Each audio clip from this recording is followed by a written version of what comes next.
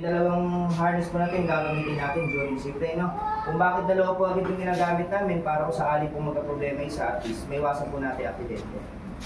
During safety, dito na po tayo hawak ng roller. Since dalawa po yung nakakabit sa atin, dito po rin po tayo hawak, no? Kasi nagkakaroon po tayo ng problema dito sa zipline, gawa lang kinakapos. May mga pagkakataon po na hindi umakabit sa dulo. Kaya kung bakit sabayan po namin ng tulak para may iwasan po natin mabitin. So dalawang bagay po yung dahilan kung ba't nabibitin po. Yung una po, sobrang gaan niya. Then yung pangalawa naman po, yung hangin na sumasalubong sa atin. So pumapapit po talaga yung speed. No? Saka kung maaari po, huwag natin hawakan ng sabay ito, yung harness natin. Kasi madami po yung gulong na nakaipit dito, so napipigil po yung speed niya kung mabagal. No? Tapos pagdating po natin dito, mga pansin nyo, dalawang cable po yung nakakabit doon, so balikan po siya. Once na pumunta kayo doon, pabalik, dito po tayo matatapos. Pagdating po dito sa activity po natin dito sa taas, yung mga gusto pong magpatuloy sa high ropes, tatanggalin po namin yung roller. So kung bakit po pwede siya maging sagabal sa taas, since di na siya natin kailangan doon. So gagamitin na po natin ang higpit. So paano po siya gamitin? Kung papansin niyo po, may naka-open area po dito sa close po. Ano? Ang una po natin nilalagay dyan sa taas is yung naka-open. So paano po siya ikabit po, hilahin lang po. Once na tumunog po, nakalak na dyan. Yan po yung isang dahilan din kung bakit hindi po tayo pwede bumaba doon. Once na kinabit po natin yan, 1:1 lang po yung pagtanggal, so hindi natin siya matatanggal na sabay. Halimbawa po ito, kakabit po siya, so may pindutan sa likod, sa harap po, sa kailan po, ano? Ganun lang po. Pag kinabit ko po siyang ganyan, halimbawa po, tatanggalin ko to. So tatanggal ko lang po siya, pag yung isa, natanggal ko dito, and then nakabit ko po sa kung sa ibang table, no? Hindi po natin siya matatanggal na sabay. Papakita ko po. Ayan po, natanggal ko po isa. So kapila po, hindi po yung mapipindot.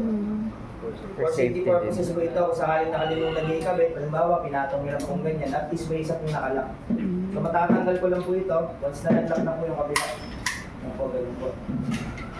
Every activity po natin, may makikita po kayo mga cable na pabilog.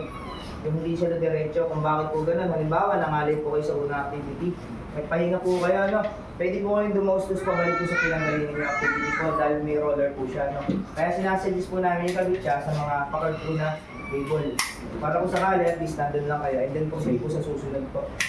Yung mga gusto pong i-try, pwede niyo po siya i-try since kayo po yung mag-ooperate sa taas. Sige po, isa-isa po. May translation po yan. Paano yung cooperate? Ano ba mag-a-assist? Wala nga, ikaw sarili mo yung mag-ano. Hindi, iwan na sila dun sa taas. Tayo Kaya yung first fight ang mauna. Sobrang gaan mo na at walang hangin. Ako, pagka naman sobrang bigat, ay makakaabot. Naku po ayan, napakabigat. Sinulat ko sa 100 kilo. Ikaw Wala na, naman. mauna ka na. Mauna ka na. Grabe ka naman sa akin. Ate, testing mo na kasi. Testing niyo po, tapos kakabit po mamaya. First fight. Mami, mauna na kayo. Sabay po, yan. Gaganyan. Hindi. Tapos lipat mo dito. Pagdating sa taas, Hindi. pag kayo kakabit niyo po siya, huwag niyo Hilang pipindutin, lang. hihilangin niyo lang. Okay. Ito. Ay, ito. Oh, hindi, hilahin mo. Hindi, lakas mo. Ito? Uy, Kahit saan po, kahit dito, kahit saan. Kung saan po kayo komportable. Ano? Yan. Oh, yun, nag-lock na. Tsaka mo lang malis. Tapos yung kabila mata. Tapos, ganun ulit. Ito po, tsaka ito. Yan, sabay. Okay.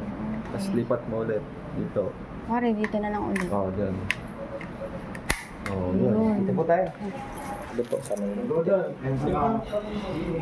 Pag umakit kayo sa mamaya, tapos lumuwa, paikpitan niyo po yun sa